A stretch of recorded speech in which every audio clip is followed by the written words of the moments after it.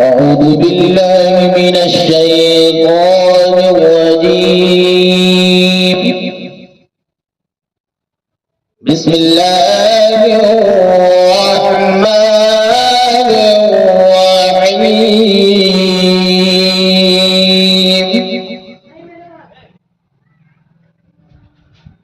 ألم تر كيف فعل ربك بأصحاب الفيل؟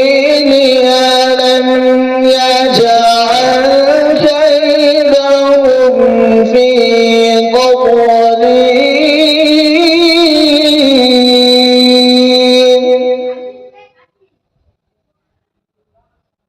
وأرسل عليهم طيرا أبابيل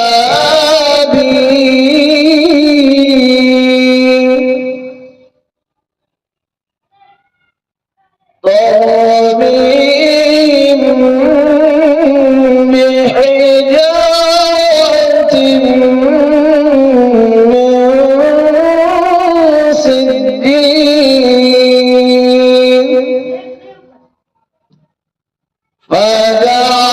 فجعلهم كعصف مأكول. صدق الله